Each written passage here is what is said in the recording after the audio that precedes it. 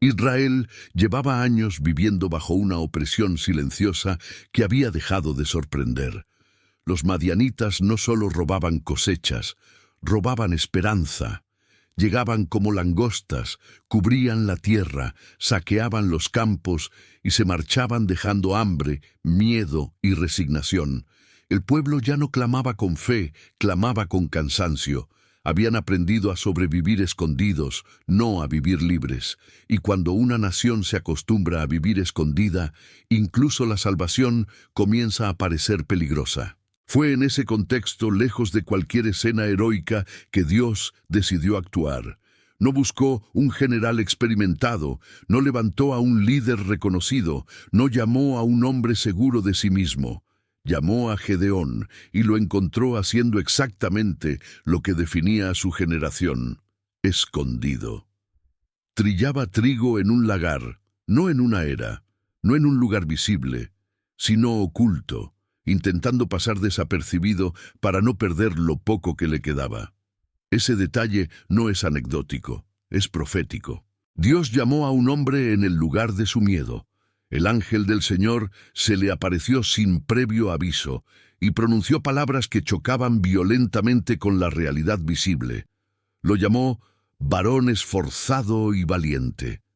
No fue una descripción, fue una declaración divina. Gedeón no se sentía valiente, no actuaba como valiente, no pensaba como valiente. Pero Dios no lo llamó por lo que era, sino por lo que él había decidido hacer con él. Y ese es uno de los primeros conflictos del llamado. Dios habla desde el propósito. El hombre responde desde el miedo. La reacción de Gedeón no fue adoración ni entusiasmo, fue cuestionamiento. Preguntó dónde estaban las maravillas antiguas, por qué Dios los había abandonado, por qué ahora sufrían opresión. No habló como un creyente confiado, habló como alguien decepcionado por una fe heredada que ya no parecía funcionar. Y Dios no lo reprendió por preguntar, porque la duda no descalifica cuando nace del dolor sincero. Lo que descalifica es la indiferencia. Y Gedeón aún no era indiferente, solo estaba quebrado. Dios le respondió sin explicaciones teológicas, sin justificar el pasado, sin entrar en debate. Le dio una orden directa que desafiaba toda lógica humana. Ve con esta tu fuerza y salvarás a Israel. Esa fuerza no estaba en los brazos de Gedeón, estaba en la obediencia que aún no sabía que tenía. Y Gedeón, consciente de su pequeñez, respondió con la verdad que muchos callan. Se sabía débil, insignificante, parte de la familia más pobre, del clan menos importante. No se veía como instrumento de liberación, se veía como residuo. Pero Dios no corrigió su autoimagen, corrigió su enfoque. No le dijo, eres fuerte, le dijo, yo estaré contigo. Esa es la diferencia entre valentía humana y autoridad divina. La primera depende de recursos visibles, la segunda depende de una presencia invisible. Y cuando Dios declara que estará con alguien, el tamaño del enemigo deja de ser el factor determinante. Este primer encuentro establece el tono de toda la historia. Gedeón no comienza como héroe, comienza como símbolo de una generación intimidada. No comienza con fe sólida, comienza con preguntas. No comienza liderando, comienza escondido. Y precisamente por eso Dios lo elige, porque su victoria no glorificaría la fuerza humana, glorificaría la intervención divina. Este bloque no habla solo de un hombre antiguo, habla de un tiempo donde el pueblo de Dios se esconde mientras el enemigo avanza. Habla de creyentes que ya no se levantan en plazas, sino que sobreviven en rincones. Habla de una fe que recuerda historias pasadas, pero no espera manifestaciones presentes. Y en medio de ese escenario, Dios sigue llamando no a los seguros, sino a los quebrados, no a los visibles, sino a los ocultos. Gedeón representa a aquellos que han reducido su fe a supervivencia, que creen en Dios, pero no esperan victoria, que oran, pero no se levantan, que recuerdan promesas, pero viven resignados. Y es exactamente a ese tipo de hombre al que Dios le habla cuando decide intervenir, porque la victoria que viene no será atribuida a la confianza del instrumento, sino al poder del que lo envía. El llamado de Gedeón marca el inicio de una guerra que no se ganará con números, ni con armas, ni con estrategias humanas. Será una guerra donde Dios mismo se encargará de desmontar cada confianza falsa antes de conceder la victoria. Y ese proceso comienza aquí, cuando un hombre escondido es confrontado por una palabra que no encaja con su realidad, pero sí con el plan eterno.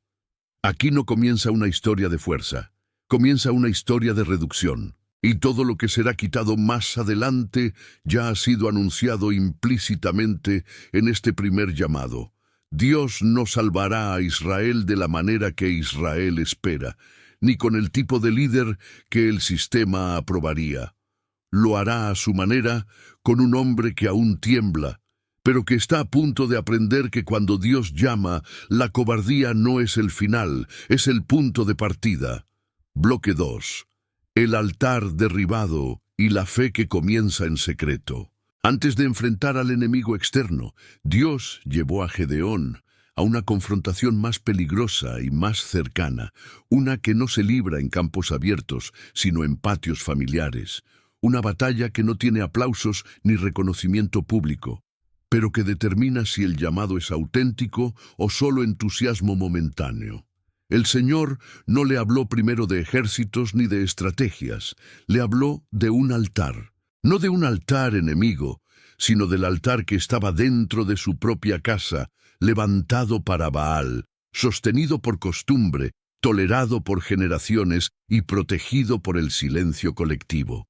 La orden fue clara y profundamente ofensiva para la lógica religiosa de su tiempo. Destruir el altar de su padre, derribar el símbolo que representaba la idolatría normalizada y levantar en su lugar un altar al Dios verdadero. No se trataba solo de derribar una estructura de piedra, se trataba de romper una herencia espiritual equivocada.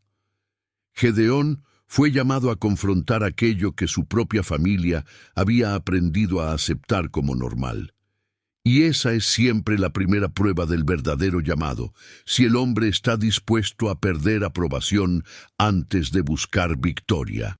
Gedeón obedeció, pero lo hizo de noche, no porque la orden fuera débil, sino porque su fe aún estaba en proceso. Tenía convicción suficiente para actuar, pero no la valentía plena para exponerse. Y la Escritura no oculta ese detalle, porque Dios no exige perfección inmediata, exige obediencia real. La fe que comienza en secreto sigue siendo fe, siempre que no se quede allí. Gedeón derribó el altar cuando nadie miraba, pero el cielo estaba observando, y eso fue suficiente para que el proceso avanzara. Cuando amaneció, el pueblo reaccionó con furia. No celebraron la obediencia, exigieron sangre. La idolatría, cuando es confrontada, siempre responde con violencia, porque no se sostiene por verdad, sino por miedo y costumbre. El mismo pueblo que gemía bajo opresión, defendía ahora el altar que los había mantenido esclavos. Esa contradicción revela una verdad incómoda. Muchos prefieren vivir oprimidos antes que renunciar a lo que les resulta familiar. El padre de Gedeón, Joás, intervino con una frase que resonó más fuerte que cualquier espada. Si Baal es Dios, que se defienda a sí mismo. En ese momento, la idolatría quedó expuesta como lo que siempre fue, impotente. No cayó por fuerza militar, cayó por una simple pregunta que reveló su vacío. Y Gedeón recibió un nuevo nombre, Jerobaal, no como honor, sino como marca de confrontación. A partir de ese día, su vida estaría asociada al conflicto entre la verdad y la mentira aceptada. Este bloque revela que la guerra de Gedeón no comenzó contra Madián, comenzó contra la idolatría interna. Dios no levanta libertadores que toleran altares equivocados en casa.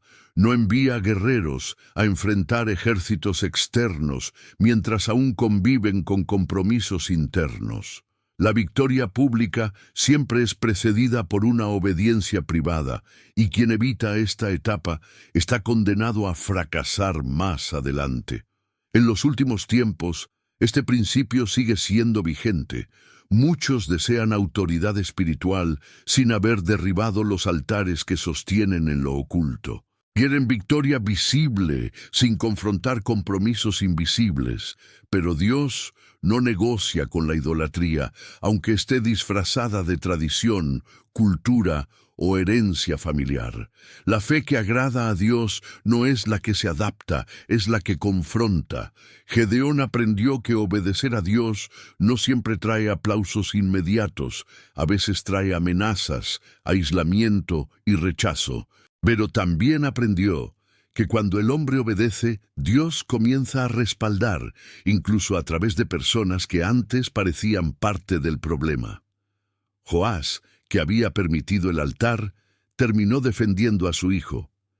Dios puede cambiar posturas cuando la obediencia rompe la inercia espiritual. Este bloque es una advertencia directa para una generación que quiere resultados sin renuncias. Derribar el altar fue más peligroso que enfrentar a Madián, porque tocó identidades, tradiciones y miedos profundos. Pero sin ese acto, nada de lo que vendría después habría sido posible. La fe que no confronta lo cercano no resistirá lo lejano.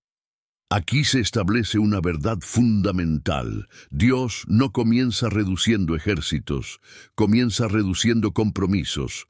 No comienza quitando hombres, comienza quitando ídolos.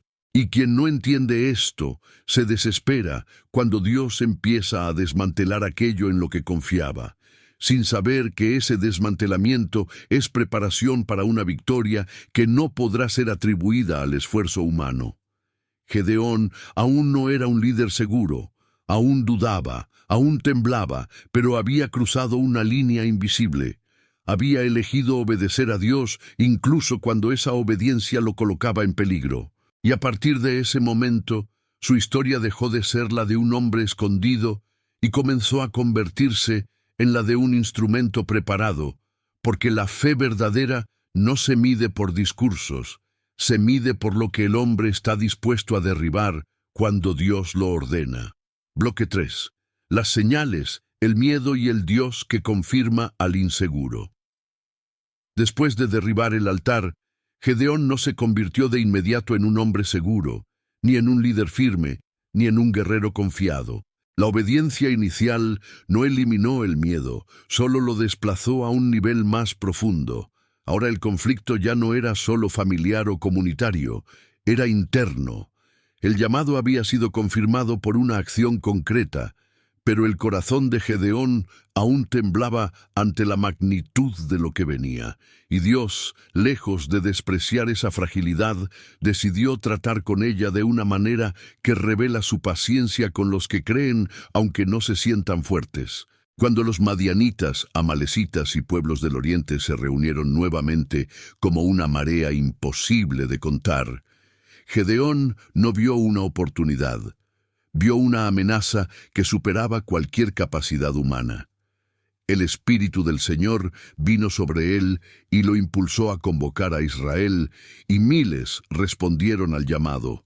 A simple vista, todo parecía encaminarse hacia una guerra convencional, un ejército reuniéndose para enfrentar a otro ejército. Pero el corazón de Gedeón no estaba en calma. La obediencia no había eliminado la inseguridad, y la fe aún necesitaba ser afirmada. Entonces Gedeón pidió señales, no por rebeldía, sino por temor. Colocó un vellón y pidió confirmación. Quería saber si Dios realmente estaba con él, si no se estaba engañando, si el paso que estaba a punto de dar no conduciría a una destrucción total. Y aquí la Escritura revela algo que incomoda a una espiritualidad superficial. Dios no siempre reprende al que pide confirmación cuando el pedido nace de una responsabilidad que pesa más que el ego. Gedeón no pedía señales para evitar obedecer, pedía señales porque temía obedecer mal. Dios respondió una vez, y luego respondió otra vez. No porque Gedeón mereciera garantías, sino porque Dios sabía que la victoria que estaba preparando no dependería del coraje natural del hombre, sino de la certeza de que no estaba actuando solo. El vellón seco y la tierra mojada, luego la tierra seca y el vellón mojado, no fueron actos mágicos, fueron concesiones divinas para sostener a un instrumento aún frágil. Dios no estaba formando a un héroe confiado en sí mismo, estaba formando a un líder dependiente. Este bloque expone una verdad esencial. Dios no siempre escoge a los que no dudan, escoge a los que, aún dudando, no retroceden. Gedeón no negó el llamado, no huyó, no se escondió nuevamente, se quedó en el proceso, enfrentó su temor y buscó confirmación. Y Dios, que conoce la estructura interna del hombre, trató con él sin aplastarlo. La fe que Dios honra no es la que nunca tiembla, es la que avanza aún cuando tiembla. En los últimos tiempos, este patrón se vuelve profético. Muchos confunden fe con autosuficiencia y llaman debilidad a toda expresión de dependencia. Pero Gedeón demuestra que la verdadera fortaleza espiritual no consiste en eliminar el miedo por voluntad propia, sino en llevar ese miedo delante de Dios y seguir adelante cuando Él responde. El problema no es sentir temor, el problema es permitir que el temor gobierne la decisión final.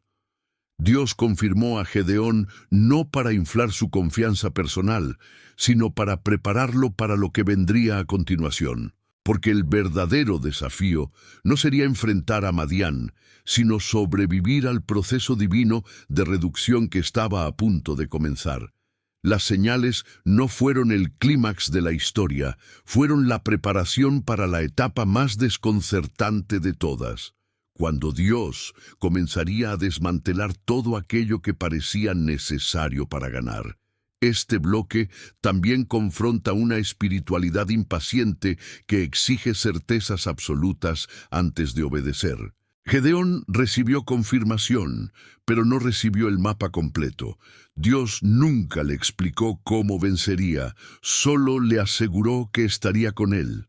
La fe madura aprende a caminar con confirmación suficiente, no con control total. Y esa lección es crucial para los tiempos finales, donde muchos exigen seguridad humana antes de dar pasos espirituales.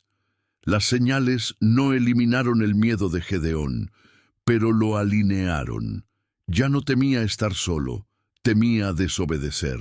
Y ese cambio de enfoque marca una transición espiritual profunda. Cuando el temor a fallar delante de Dios supera el temor al enemigo, el hombre está listo para entrar en la fase donde Dios toma el control absoluto de la batalla. Aquí termina la etapa de confirmación y comienza la etapa de despojo. Gedeón aún no lo sabe, pero el ejército que acaba de reunir será reducido, no porque sea débil, sino porque es demasiado fuerte para el propósito de Dios. La seguridad que buscó no era para ganar con números, era para aceptar una victoria que no tendría explicación humana. La historia avanza hacia su punto más incómodo.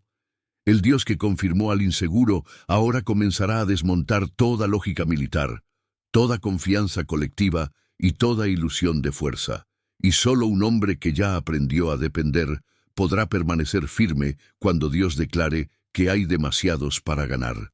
Bloque 4. El ejército demasiado grande y el comienzo de la reducción. Cuando el campamento estuvo lleno y el número parecía suficiente para enfrentar al enemigo, Dios habló de nuevo, pero no para animar, sino para desestabilizar toda expectativa humana. La voz que había llamado al cobarde, que había tolerado las dudas y que había confirmado al inseguro, ahora pronunciaba una sentencia que ningún estratega aceptaría. El ejército era demasiado grande, no demasiado pequeño, no insuficiente, demasiado grande. Aquella afirmación no tenía sentido en el plano natural, pero revelaba el verdadero campo de batalla que Dios estaba a punto de exponer, el orgullo oculto del corazón humano. Dios declaró que si Israel vencía con tantos hombres, se atribuiría la gloria a sí mismo.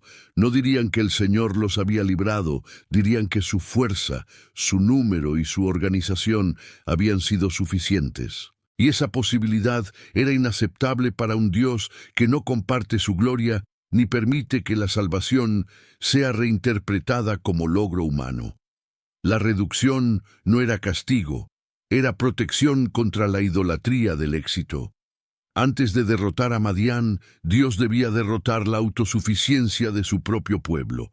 La orden fue simple y devastadora: anunciar que quien tuviera miedo podía regresar a casa. Aquello que había definido a la nación en los años de opresión ahora se convertía en criterio de selección. Miles se fueron sin resistencia, sin reproche, sin debate. El texto no los condena, solo los deja ir. El miedo que antes era colectivo, ahora se hacía visible y separaba a los que estaban dispuestos a avanzar de los que preferían preservar la vida. Y Gedeón observó cómo su ejército se reducía drásticamente en cuestión de momentos. Aún así, Dios no se detuvo. La reducción inicial no fue suficiente. El número seguía siendo demasiado alto para el propósito divino. Y aquí la historia se vuelve aún más desconcertante, porque Dios no selecciona a los más fuertes, ni a los más entrenados, ni a los más experimentados. Selecciona por una prueba aparentemente trivial, una manera de beber agua, un gesto cotidiano que revela vigilancia o descuido. La lógica humana busca fuerza visible, Dios examina actitudes invisibles. Los que bebieron distraídos, sin atención al entorno, fueron apartados. Los que permanecieron alertas, atentos incluso en lo simple, fueron escogidos. No porque fueran superiores, sino porque representaban una disposición interna que Dios podía usar.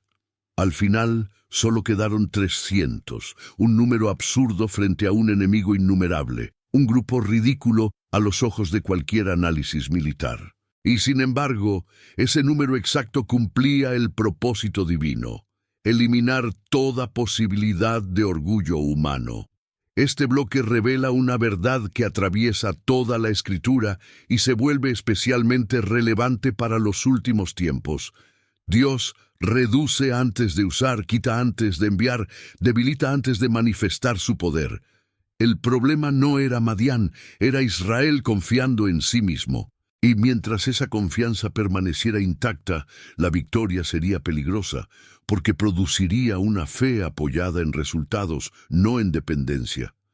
Gedeón no protestó, no cuestionó, no pidió otra señal. El hombre que había temblado al inicio ahora aceptaba una instrucción que parecía suicida. Algo había cambiado en su interior. La reducción que habría destruido su confianza antes, ahora fortalecía su dependencia. Ya no buscaba seguridad en números, buscaba respaldo en la palabra que lo había llamado. La fe había comenzado a madurar. Este bloque confronta una mentalidad extendida que mide el éxito espiritual por cantidad, visibilidad y alcance. Dios, en cambio, mide por obediencia, atención y disposición. La reducción no fue un error estratégico, fue una declaración profética. El reino de Dios no avanza por masa, avanza por fidelidad.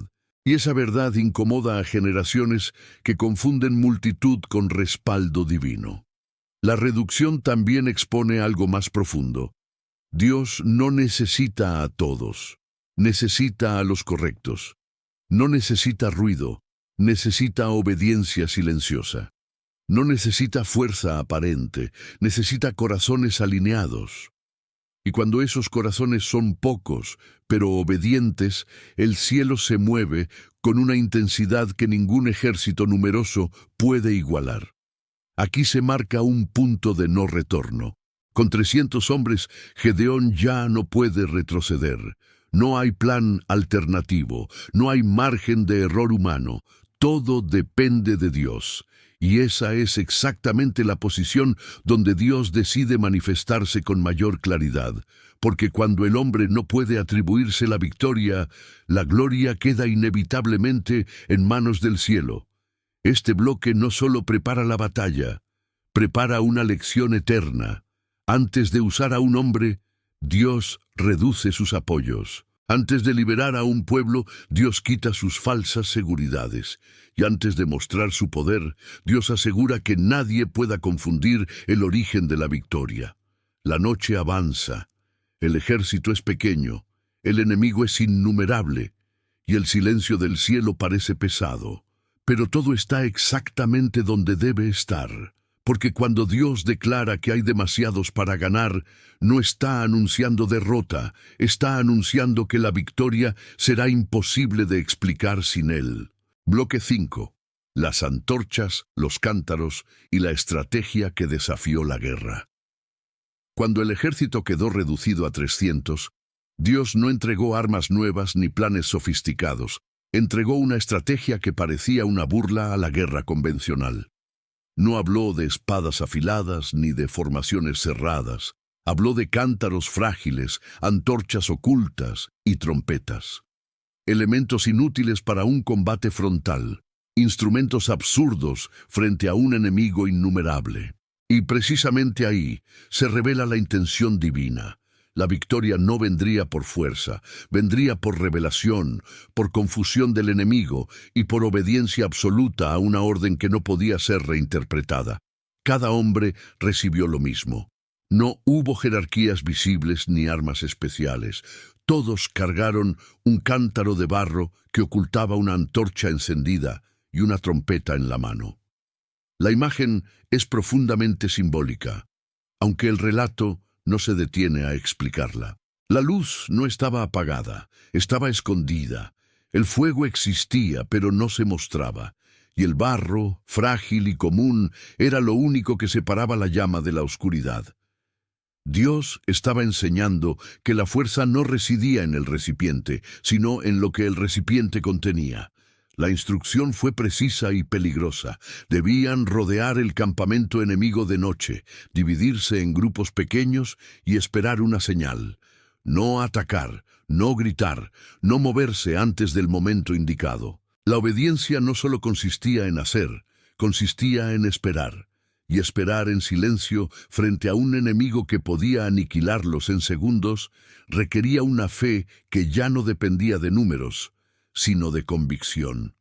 Cuando llegó el momento, la orden fue simple y definitiva: romper los cántaros, levantar las antorchas y tocar las trompetas.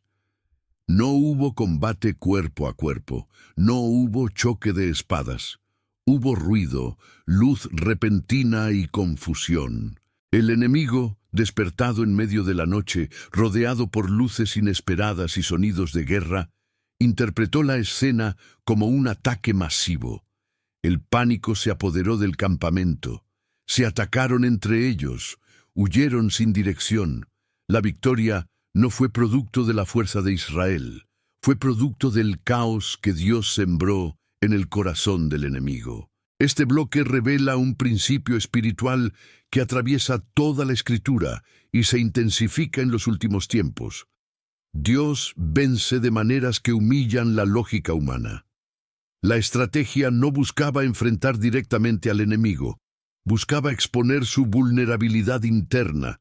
El pánico fue más letal que cualquier espada. La confusión fue más eficaz que cualquier entrenamiento. Y todo ocurrió porque 300 hombres obedecieron una instrucción que no entendían del todo, pero que ejecutaron sin modificar. Romper el cántaro fue el acto clave. Mientras el barro permanecía intacto, la luz estaba oculta. Solo cuando el recipiente se quebró, la antorcha iluminó la oscuridad. Ese principio no es alegórico por casualidad, es una constante bíblica. Dios manifiesta su poder cuando el hombre deja de proteger su propia fragilidad. El barro debe romperse para que la luz se vea, y ese quiebre no es cómodo, es violento, es irreversible, pero es necesario. Las trompetas no eran armas, Eran señales. No derrotaron al enemigo por fuerza física, anunciaron una intervención divina. El grito no fue de odio, fue de declaración, por el Señor y por Gedeón. No exaltaron al hombre, colocaron a Dios en el centro del conflicto. La victoria fue atribuida desde el primer sonido al origen correcto, evitando cualquier confusión posterior. Este bloque confronta una mentalidad que busca métodos humanos para problemas espirituales. Gedeón no ganó porque tuvo mejores tácticas, ganó porque obedeció una estrategia que no podía producir orgullo. Nadie podía decir que 300 hombres vencieron por habilidad. Todos sabían que algo más había ocurrido, y ese algo más es lo que Dios busca provocar cuando reduce, cuando desarma y cuando ordena acciones que parecen inútiles a los ojos humanos.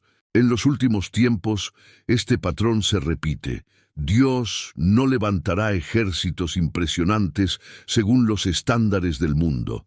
Levantará instrumentos quebrados que portan luz. No confiará en estructuras visibles, confiará en obediencias invisibles. Y la victoria no vendrá por confrontación directa, vendrá por exposición, por revelación y por el colapso interno de sistemas que parecen invencibles, pero que se sostienen sobre el miedo. Gedeón comprendió en ese momento que la guerra no era suya. Él no diseñó la estrategia, no controló el resultado y no pudo atribuirse la victoria. Su papel fue obedecer y señalar a Dios. Y eso redefine completamente el concepto de liderazgo espiritual. El verdadero líder no es el que impresiona, es el que ejecuta fielmente lo que Dios ordena, incluso cuando esa orden desafía toda expectativa humana. La noche terminó sin que Israel empuñara la espada. El enemigo se destruyó a sí mismo. Y la historia quedó marcada para siempre como testimonio de que Dios no necesita igualdad de fuerzas para vencer, solo necesita obediencia exacta. 300 hombres, cántaros rotos y antorchas encendidas fueron suficientes para demostrar que cuando Dios decide intervenir, la lógica de la guerra se quiebra junto con el barro. Bloque 6. La huida del enemigo y la gloria que no pudo ser robada. Cuando el caos se apoderó del campamento enemigo, la victoria ya estaba sellada antes de que Israel diera un solo paso adelante. Los madianitas no fueron derrotados por la espada de Gedeón, fueron vencidos por el terror que Dios sembró en su interior. La huida fue desordenada, desesperada, sin dirección ni liderazgo.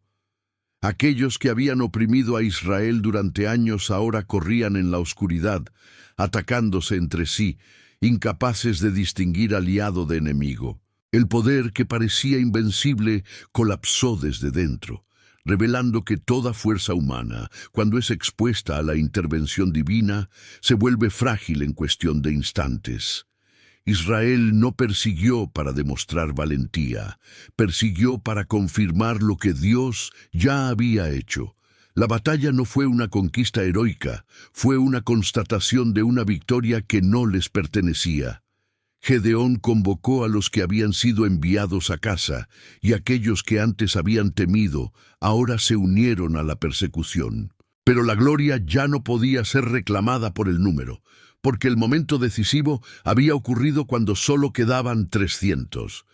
Todo lo que vino después fue consecuencia, no causa. Este bloque revela una verdad esencial. Cuando Dios pelea, el enemigo huye incluso antes de ser tocado. La huida no es señal de debilidad momentánea, es señal de derrota espiritual. Madián perdió el control cuando perdió la claridad. El miedo desorganiza, divide y destruye. Y Dios sabe exactamente cómo sembrarlo en el corazón de quienes se levantan contra su propósito. La victoria no siempre se manifiesta como fuerza, a veces se manifiesta como confusión total. La persecución también expuso el peligro de robar la gloria. Cuando la amenaza había pasado, algunos comenzaron a discutir, a reclamar participación, a exigir reconocimiento por no haber sido llamados desde el inicio. La carne humana siempre aparece después del milagro, pero el relato deja claro que nadie podía apropiarse del triunfo, porque el momento decisivo ocurrió sin ellos. Dios había asegurado que no habría lugar para el orgullo, y la historia se encargó de confirmarlo. Gedeón, lejos de exaltarse, respondió con humildad estratégica. No buscó confrontación interna, no alimentó divisiones, no defendió su liderazgo con arrogancia. Sabía que la autoridad que tenía no provenía de su fuerza, sino de su obediencia. Y esa comprensión lo protegió de cometer el error más común después de una victoria espiritual: creer que el respaldo divino es permanente independientemente del corazón. Este bloque es profundamente profético para los últimos tiempos. Muchos desean la huida del enemigo, pero no desean el proceso que garantiza que la gloria no será robada. Quieren ver al adversario retroceder, pero no aceptan la reducción, el quiebre y la obediencia que preceden a esa huida. Dios no permite victorias que inflen el ego, permite victorias que revelen su poder. Y cuando la gloria queda clara, la huida del enemigo se convierte en testimonio, no en trofeo humano. La huida de Madián también reveló que la opresión sostenida por años puede terminar en una sola noche cuando Dios decide intervenir. El tiempo no limita al cielo. Lo que parece permanente puede colapsar de repente. Esa verdad sostiene a los que han esperado demasiado y han aprendido a convivir con la opresión. La historia de Gedeón recuerda que la noche más oscura puede ser el escenario exacto de la liberación definitiva. Este bloque confronta la mentalidad que busca control posterior a la victoria. Gedeón no intentó reorganizar el mérito, no reescribió la historia, no permitió que el relato fuera alterado. La victoria fue de Dios y debía permanecer así. Cualquier intento de apropiación habría corrompido el testimonio. La verdadera autoridad espiritual no necesita ser defendida. Se sostiene sola cuando ha sido otorgada por Dios.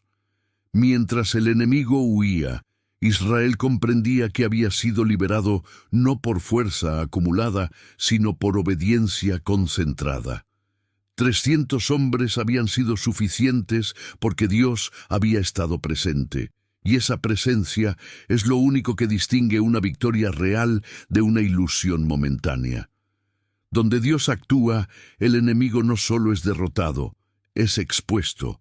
La huida no fue solo física, fue simbólica. Representó el colapso de un sistema que había dominado por miedo y saqueo. Cuando el miedo cambia de lado, el poder cambia de manos. Y Dios es experto en invertir escenarios que parecen inamovibles. Este bloque deja claro que la liberación no ocurre cuando Israel se fortalece. Ocurre cuando Dios decide manifestarse. Aquí la historia avanza hacia una reflexión más profunda. La batalla terminó, pero el proceso aún no. La victoria externa no garantiza estabilidad interna, y Gedeón está a punto de enfrentar una prueba distinta, una que no se libra contra enemigos visibles, sino contra el corazón humano después del triunfo. Bloque 7. El peligro después de la victoria y la prueba del corazón. La victoria que fue imposible de explicar sin Dios, ahora abría la puerta a un peligro más sutil y más persistente que cualquier ejército enemigo: el orgullo espiritual. Madián había huido, la opresión había sido quebrada y el pueblo comenzaba a respirar libertad. Pero la Escritura muestra que no todas las derrotas se ganan en el campo de batalla. Algunas comienzan después, cuando el ruido del combate se apaga y el corazón humano queda a solas con el reconocimiento, la influencia y el poder recién adquirido. Gedeón había pasado la prueba de la obediencia, ahora enfrentaba la prueba del éxito. Los hombres de Israel se acercaron con una propuesta que sonaba honorífica, pero que escondía una tentación profunda.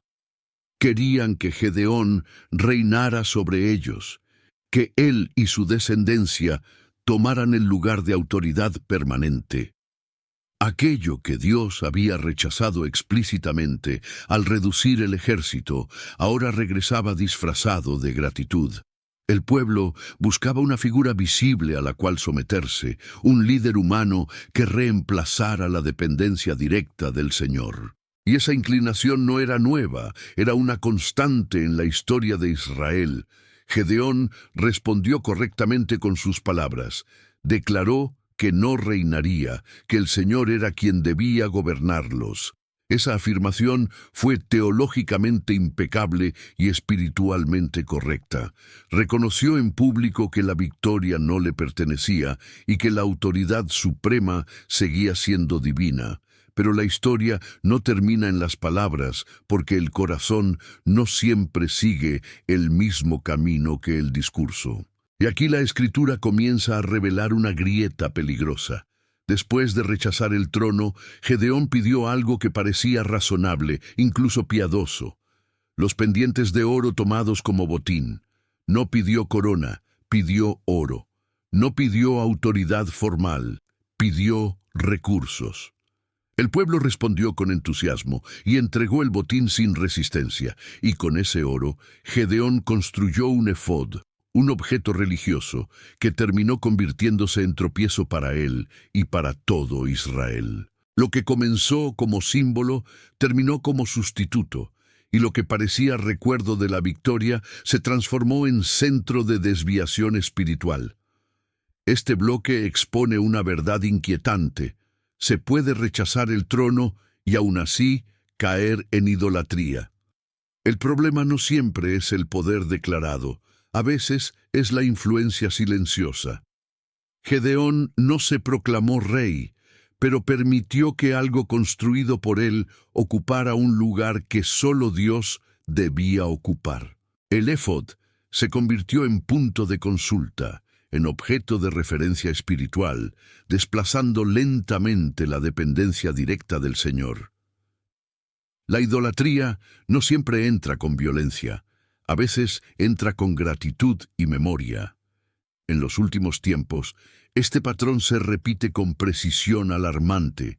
Muchos líderes rechazan títulos, posiciones visibles y estructuras formales, pero aceptan influencia, reconocimiento y autoridad implícita sin rendición.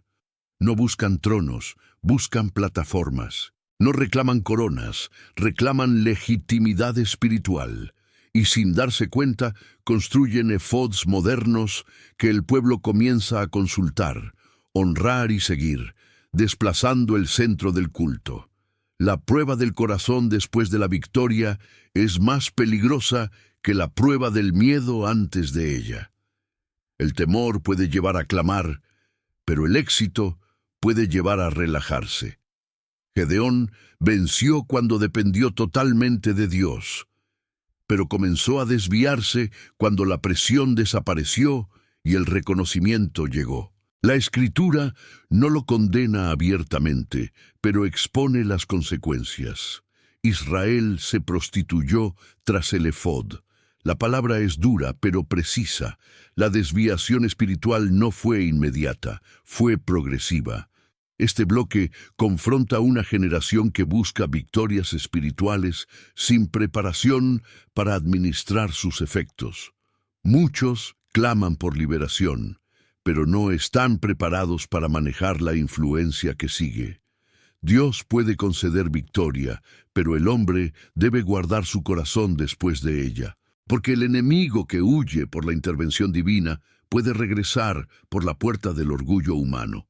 Gedeón no fue derrotado por Madián, fue desafiado por la adoración. No cayó en el campo de batalla, tropezó en la gestión del éxito, y esa lección es profundamente profética. La verdadera guerra no termina cuando el enemigo se va, termina cuando el corazón permanece fiel en ausencia de amenaza visible. Aquí la historia entra en una zona incómoda. El libertador se convierte en referencia, la referencia en objeto y el objeto en tropiezo. Todo sin una rebelión abierta, todo sin una negación explícita de Dios. La desviación más peligrosa no es la que grita, es la que se normaliza. Y Gedeón, sin intención consciente de traicionar, abrió una puerta que afectó a toda una generación. Este bloque deja una advertencia clara. No basta con comenzar bien ni convencer correctamente, es necesario terminar fielmente. La obediencia que derrota ejércitos debe ser la misma que gobierna la vida cotidiana después de la victoria. Porque cuando Dios deja de ser el centro y pasa a ser el respaldo, la fe comienza a deslizarse hacia la idolatría, aunque conserve lenguaje espiritual. La prueba del corazón es silenciosa, prolongada y profundamente reveladora. Y es allí, lejos del campo de batalla, donde muchos caen sin darse cuenta. Gedeón aún es recordado como libertador, pero su historia ahora prepara el terreno para una advertencia final. La victoria sin vigilancia puede convertirse en el inicio de una nueva forma de esclavitud. Bloque 8. La herencia que quedó y el silencio después del héroe. Después de la victoria, la historia no avanza con celebraciones prolongadas ni con un tiempo de reforma espiritual profunda. Avanza hacia el silencio.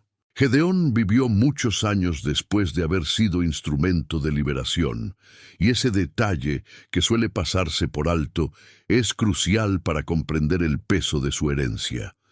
La Escritura no dedica largos pasajes a describir sus últimos días, porque el problema no fue lo que Gedeón hizo en público, sino lo que quedó cuando su voz dejó de marcar el rumbo. El verdadero legado no se mide por la victoria que se logra, sino por la fidelidad que permanece cuando el líder ya no está. Israel disfrutó de paz durante el tiempo de Gedeón, pero esa paz fue frágil. No fue el resultado de una transformación profunda del corazón del pueblo, sino la consecuencia de una liberación puntual.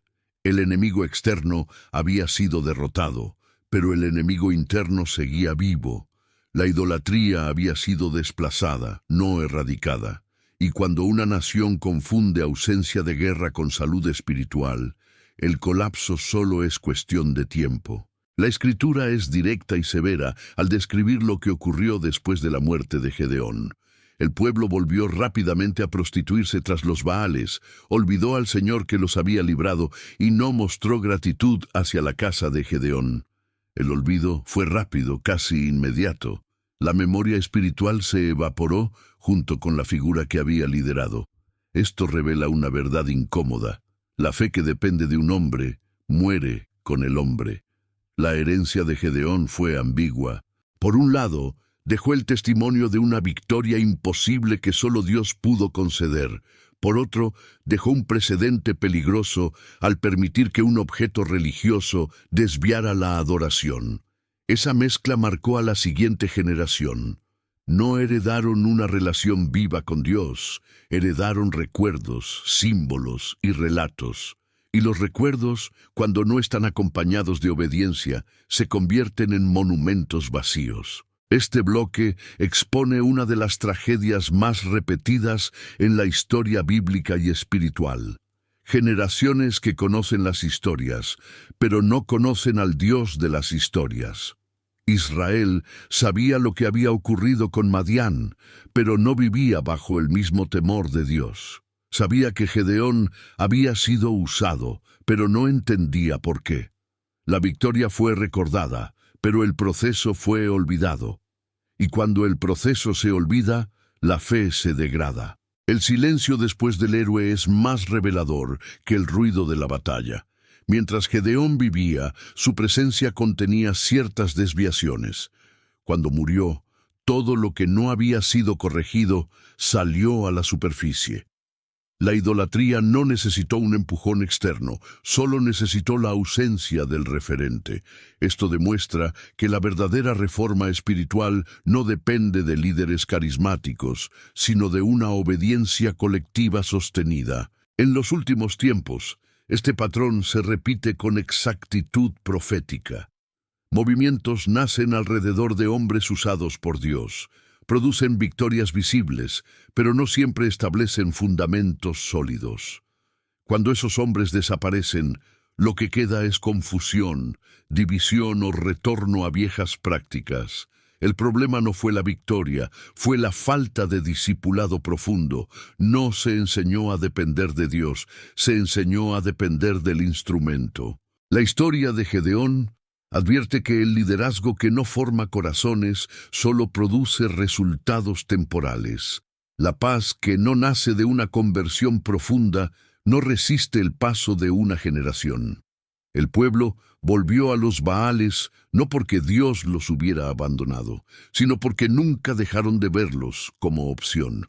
La liberación fue real, pero la lealtad fue incompleta. Este bloque confronta una fe que se apoya en experiencias pasadas. Recordar lo que Dios hizo no es suficiente si no se vive conforme a lo que Dios demanda. Israel tenía memoria, pero no compromiso. Tenía relatos, pero no fidelidad. Y esa combinación es letal para cualquier comunidad espiritual. El silencio después del héroe expone la verdad que el ruido de la victoria puede ocultar. Gedeón fue enterrado con honor, pero su legado no fue guardado con la misma diligencia. La tierra descansó, pero los corazones se desviaron. Y esa disonancia revela que la verdadera guerra no termina con la derrota del enemigo externo, sino con la formación de una herencia espiritual que no dependa de una figura humana. Este bloque prepara el terreno para una advertencia final, porque la historia de Gedeón no es solo la historia de un hombre que venció con 300. Es la historia de una generación que no supo sostener lo que había recibido. Y esa incapacidad de sostener es una señal clara de los últimos tiempos, donde muchos celebran victorias espirituales pasadas, pero viven desconectados del temor presente. El silencio que siguió a Gedeón no fue vacío, fue revelador. Reveló que la obediencia no se hereda automáticamente y que la fe que no se cultiva diariamente se pierde rápidamente. Lo que queda después del héroe muestra si la obra fue profunda o solo impresionante. Bloque 9. La advertencia para los últimos tiempos y el ejército pequeño. La historia de Gedeón no fue preservada solo para narrar una hazaña militar imposible. Fue conservada como advertencia profética para una generación que, en los últimos tiempos, volvería a enfrentar el mismo dilema espiritual: confiar en la multitud o depender del Dios que reduce. El ejército pequeño no fue una excepción histórica, fue un modelo divino. Dios no eligió a los 300 por su capacidad, los eligió por su disposición a obedecer cuando todo indicaba que el camino conducía al fracaso humano. En los últimos tiempos, la Escritura anuncia que muchos se enfriarán, que la fe será diluida y que la verdad será reemplazada por conveniencia. En ese contexto, el patrón de Gedeón vuelve a levantarse como señal. Dios no se moverá a través de masas impresionantes, sino a través de remanentes obedientes. El reino no avanzará por números, sino por fidelidad. El error de muchas generaciones ha sido asumir que la presencia de Dios se manifiesta donde hay mayoría, cuando en realidad se manifiesta donde hay rendición. El ejército pequeño representa a aquellos que permanecen alertas cuando otros se relajan, a los que vigilan mientras otros se distraen, a los que no bajan la guardia incluso en lo cotidiano. No eran más espirituales, eran más atentos. No eran más valientes, eran más conscientes. Y esa conciencia es exactamente lo que escasea en los últimos tiempos, donde muchos beben del mundo sin levantar la mirada, ajenos a la batalla espiritual que los rodea. Este bloque confronta una fe que mide respaldo divino por visibilidad.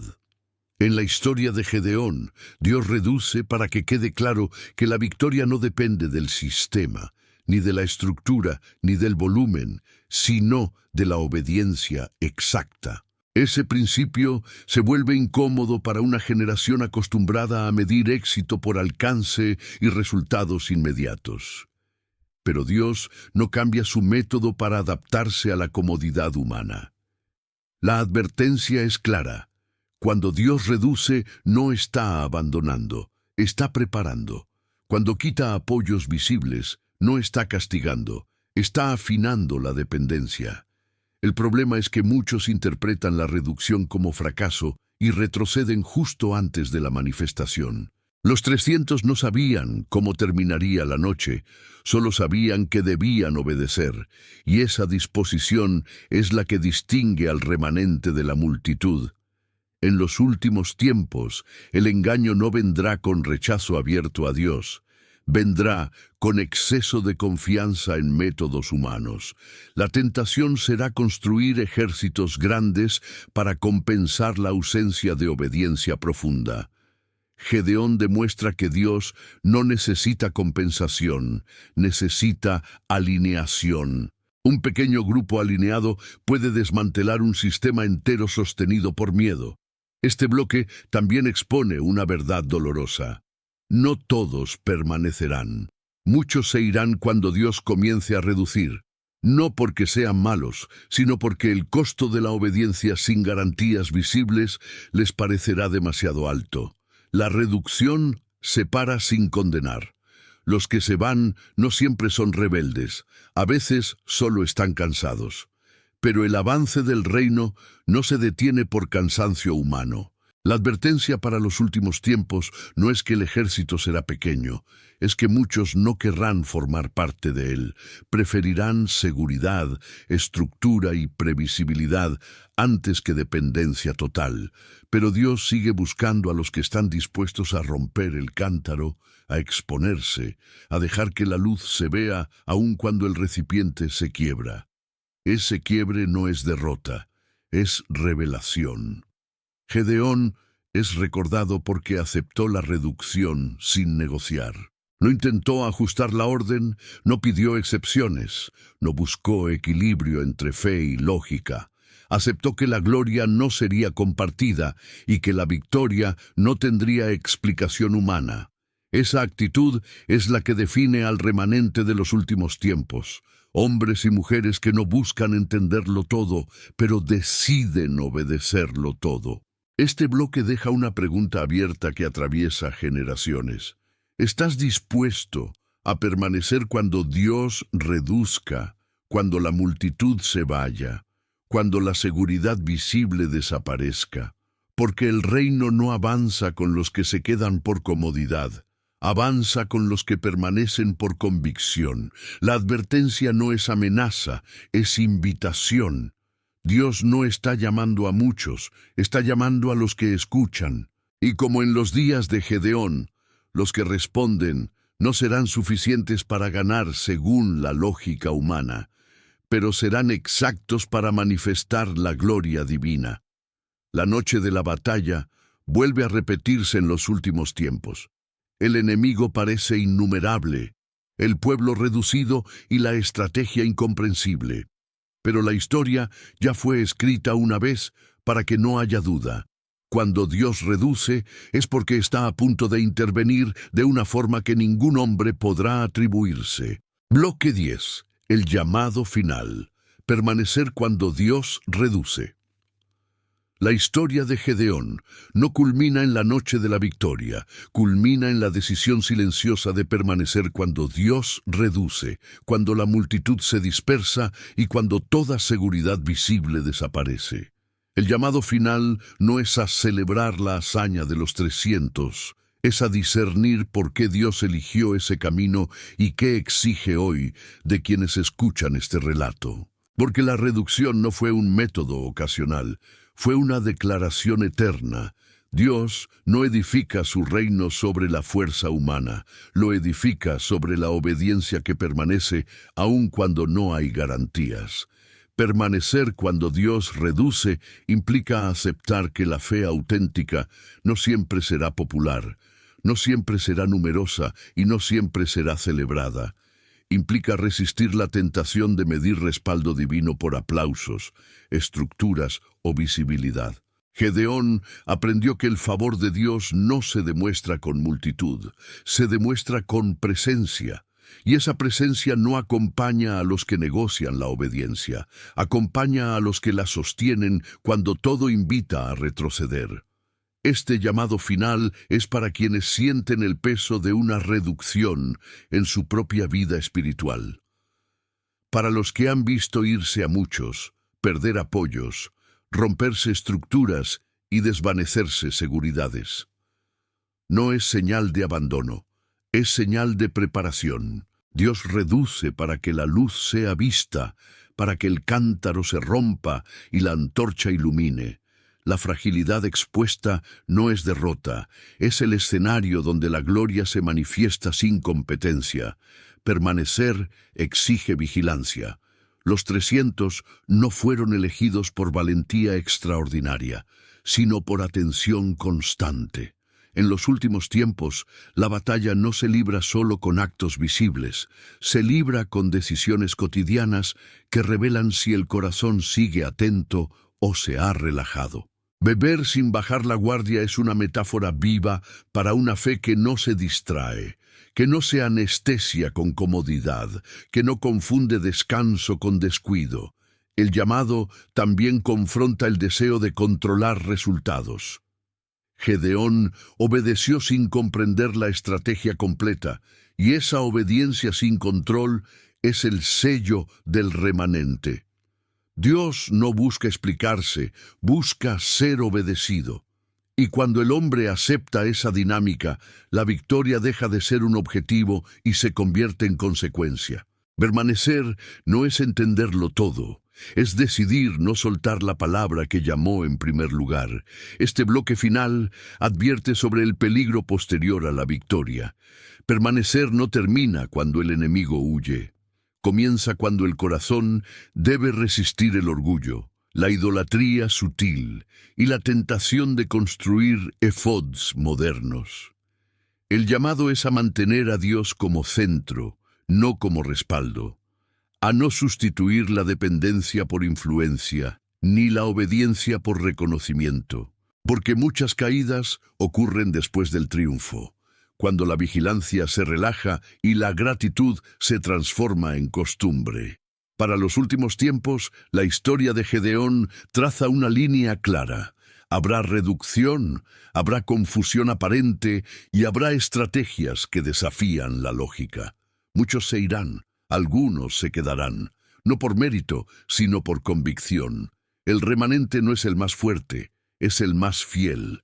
No es el que grita más alto, es el que espera la señal y obedece en silencio. Este llamado no es para los que buscan certezas humanas, es para los que aceptan depender del Dios que no comparte su gloria. Permanecer cuando Dios reduce es aceptar que la victoria no se negocia, se recibe. Es caminar sin red de seguridad visible, confiando en una presencia que no se ve, pero que sostiene todo. Es romper el cántaro sabiendo que el quiebre es parte del plan. Si esta historia ha resonado, no es casualidad. Es una invitación directa a examinar si tu fe depende de números, de estructuras y de resultados, o si depende de la palabra que te llamó cuando estabas escondido. Gedeón comenzó oculto, fue reducido y venció obedeciendo. Ese mismo camino sigue abierto hoy para quienes deciden permanecer. Suscríbete a Pruebas Bíblicas si deseas seguir profundizando en las advertencias y señales que la Escritura dejó para este tiempo. Comparte este mensaje con quienes sienten la presión de la reducción y deja en los comentarios una reflexión sincera, no para exhibir convicción, sino para afirmar una decisión.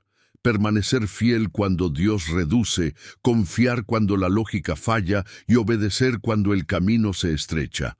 Porque la victoria que transforma no pertenece a los muchos, pertenece a los que permanecen.